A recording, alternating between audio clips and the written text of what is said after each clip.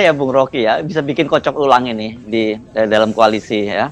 Karena seperti PKS misalnya di Jakarta ya pasti nyesel banget nih karena di pemilu legislatif kemarin kan mereka memperoleh 16,7% ya di Jakarta ini dan total kursinya itu 18 kursi, tinggal kurang 4 kursi. Ya kalau sekarang lebih-lebih ini PDIP saja yang cuma 15 kursi bisa, ya pasti PKS yang juga bisa karena PKS lebih tinggi dari PDIP gitu. Tapi kan sekarang dia sudah akan bergabung di Kim Plus dan konsekuensinya itu dia banyak dihujat dan ditinggalkan oleh para pendukungnya. Betul, Saudara Hersu, bahwa permainan akhirnya di reshuffle tuh.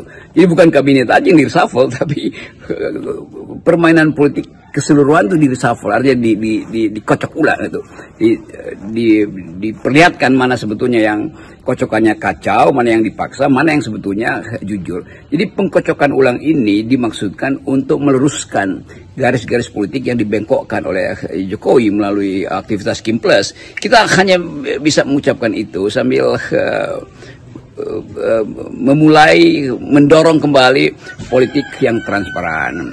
Ini lagi liburan dan mahasiswa belum turun juga ke jalan. Orang bertanya kapan mesti turun ke jalan. Percaya pada saya bahwa suatu waktu mereka akan turun lagi karena mereka juga bagian dari energi politik. Anak-anak muda ini, mahasiswa, BEM segala macam tetap melakukan konsolidasi di tengah-tengah liburan mereka mengamati politik dari dekat. Jadi politik mahasiswa pasti akan turun, politik buruh pasti akan turun. Kenapa? Momentumnya terbuka lagi. Jadi tidak ada yang bekus dalam politik. Politik selalu ada dalam kondisi in the making. Politik selalu ada dalam kondisi oscillating, bergetar. Nah, kita tunggu kapan momentum itu disempurnakan lagi oleh sejarah. Dan penyempurnaan sejarah itu bisa berakibat panjang.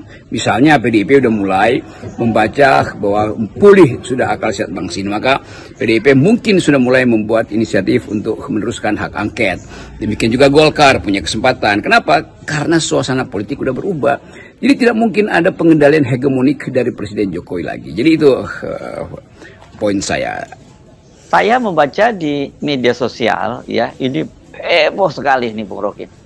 Pasti ini di internal partai non Kim itu yang bergabung dengan Kim ini pasti mulai saling menyalahkan itu. Lu sih misalnya begitu ya. Ya kita bisa bayangkan bahwa partai-partai sekarang itu terutama Kim itu mulai mencari-cari di dalam bak media itu mana lalatnya sebetulnya kan karena udah lapar mau makan tiba-tiba ada yang kasih tahu itu ada lalat di bakmimu. Terjadi kepanikan di situ tuh. Demikian juga di partai-partai kecil justru bergembira tuh. Dan sekali lagi kita rumuskan aja bahwa putusan Mahkamah Konstitusi adalah teguran pada cewek-ceweknya Jokowi. Teguran itu mungkin sangat sublim dan datang terlambat, tapi nggak ada yang terlambat kalau kita ingin meluruskan sesuatu. Jadi teruskan perjuangan, terbuka kesempatan. Baik Bung Rocky.